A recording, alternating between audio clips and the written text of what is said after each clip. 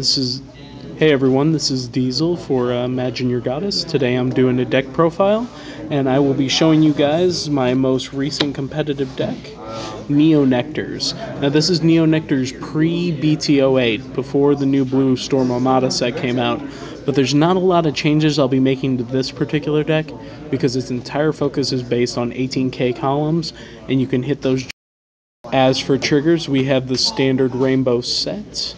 As you can see, I have them everywhere and they're all scattered, and all you can see is the triggers themselves. You know why that is? Because it does not matter.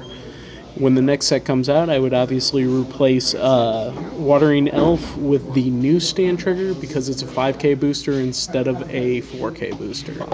But I never put her into the soul for her effect, so it doesn't really matter. We'll go ahead and slide those out of the way and go straight into the grade 1s.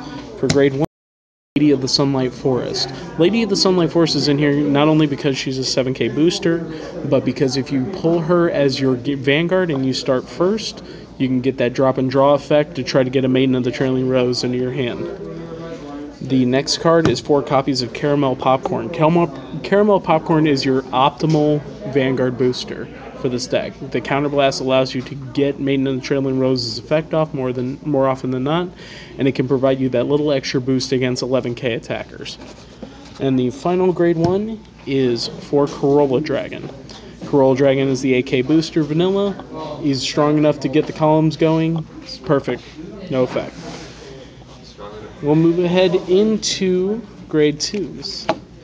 Grade 2s in this deck are a little odd, but they all make sense when you play through the game, through the deck itself. It has 3 Glass Beads Dragon in it. Glass Beads Dragon is the Counterblast 2 for a draw card. This card is great to help you get those maidens in your hand, because you need to have at least 1 maiden in your hand when you attack with maiden in order to get effective blasts off. Then 4 Hey Yo Pineapples. Hey Yo Pineapple is the best version of the spot for grade 2s.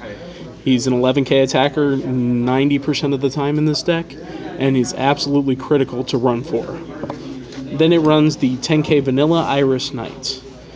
Iris Knight helps you build 18k Rose when you put a Corolla Dragon behind it. If you put a Caramel Popcorn, you only need 1 Counterblast to make it happen. It's very, very optimal. Finally, the grade 3s. The grade 3s in this deck are just like all the power that you've seen so far. So there are 4 Maiden of the Trailing Rose and 4 Frontline Valkyrie Laurels. Okay? Now, Frontline Valkyrie Laurel is in here because she's a 10k, that's a 12k when you attack the Vanguard. You put that behind, or in front of a Corolla Dragon, you get a 20k row, which kills 10k Vanguards.